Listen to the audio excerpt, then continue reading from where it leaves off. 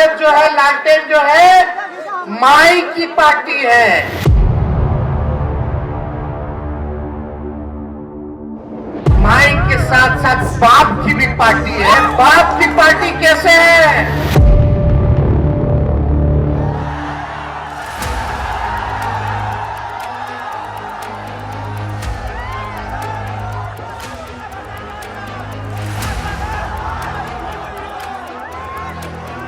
लोकसभा चुनाव के दौरान ओबीसी, जातीय जनगणना, आरक्षण और संविधान जैसे शब्द प्रचार में खूब उछाले गए। की बात होगी, जहाँ विकास की बात होगी, जहाँ उत्थान की बात होगी।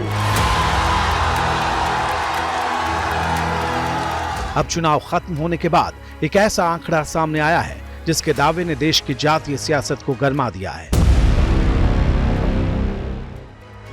वर्ल्ड इनइक्वालिटी लैब की रिपोर्ट में दावा किया गया है कि साल 2022 में फोर्ब्स मैगजीन की अरबपतियों की लिस्ट में हिंदुस्तान में जितने अरबपतियों के पास संपत्ति है, उनमें से सामान्य वर्ग के अरबपतियों के पास 88% संपत्ति, जबकि ओबीसी अरबपतियों की हिस्सेदारी 9%, एससी अरबपतियों की हिस्सेदारी 3% की थी। सोशल मीडिया पर लालू लिख रहे हैं कि जब तक ओबीसी, एससी, एसटी और उच्च जाति के गरीब लोग बीजेपी की भक्ति, धर्मांता और नफरत बोने वाले दंगाइयों को अपना नेता मानेंगे तो ये आंकड़े और भी बदतर होते जाएंगे। विगत 10 सालों में इन्होंने आपको यानी ओबीसी, एससी, एसटी को धर्म और छद्म राष्ट्र के बनावटी मुद्दों और बहसों में उलझाकर अपनी सामाजिक, राजनीतिक और आर्थिक सत्ता को और अधिक सुदृढ़ और सुनिश्चित किया है। ये लोग धूर्तता के साथ ओबीसी, एससी, एसटी को सांकेतिक और दिखावटी प्रतिनिधित्व देकर इतिश्री कर देते हैं ताकि देश की ये बहुसंख्यक आबादी अपने अधिकारों की वाजिब मांग न कर सके। जेडीयू के नेता कह रहे हैं कि लालू ने तो सिर्फ अपने परिवार के लिए काम किया है। नीतीश कुमार ने बतौर मुख्यमंत्री असमानता कम करने की दिशा में काम किया है। अरे भाई, बिहार में जाति सर्वे हुआ तब न पता चला कि लालू यादव को 43 बीघा 12 कट्ठा 16 दूर जमीन है। कि मान्यवर लालू प्रसाद जी चुनाव लड़ने के अयोग्य हो चुके हैं, लेकिन जाति का जहर इतना घुला हुआ है।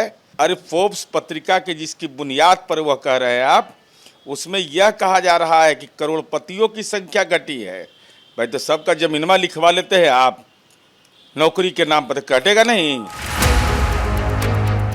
बीजेपी के नेता ये भी कह रहे हैं कि लालू को जब मौका मिला तो सिर्फ अपने और अपने परिवार का भला किया और किसी के बारे में सोचा तक नहीं। लालू जी वोट बैंक की राजनीति करते हैं और अब इनका वोट बैंक संकुचित नजर आ रहा है।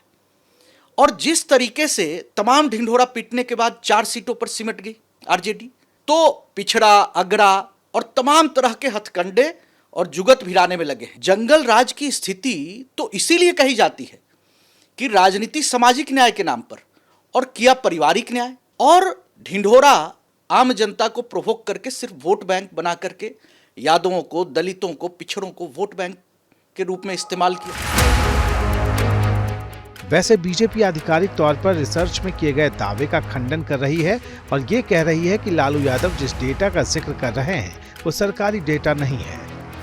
लालू जी ने अपने कार्यकाल में रिसर्च, शोध, पढ़ाई लिखाई पे कितना ध्यान दिया, और उनके अपने शब्द हैं कि आईटी वाईटी क्या होता है, रिसर्च क्या होता है, पहली बात।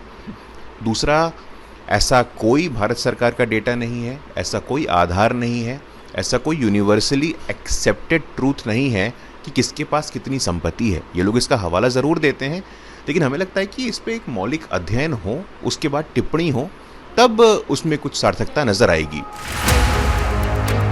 उधर कांग्रेस अब मांग कर रही है कि पूरे देश में जातीय जनगणना होनी चाहिए। पूरे चुनाव के दौर में राहुल जी ने हर जगह जा कर इस बात को कहा कि जातीय जनगणना हमारी सरकार आएगी तो हम तुरंत कराएंगे। ये झूठ और जुमला, इस पर अब देश नहीं चलने वाला। इसीलिए ये आवश्यक है कि जातीय जनगणना होना चाहिए। लालू जी ने जो बयान दिया है, हमारा ये कहना है कि आप जातीय जनगणना हो जाने के बाद पता चल जाएगा दूध क्या है और पानी क्या है। लोकसभा के चुनाव के दौरान पक्ष और विपक्ष दोनों ने जाति की घनघोर राजनीति की। यूपी और बिहार जैसे राज्यों में जाति की राजनीति का जबरदस्त ध्रुवीकरण देखने को मिला। अब लालू यादव देश के अरबपतियों की संपत्ति को आम लोगों की संपत्ति से जोड़कर अपना सियासी फायदा उठाने की कोशिश कर रहे हैं, क्योंकि लालू यादव को अगड़े पिछड़ों की राजनीति सूट करती है। लिहाजा वो इसे मुद्दा बनाकर अपने वोट बैंक को साधने की कोशिश में जुटे हैं।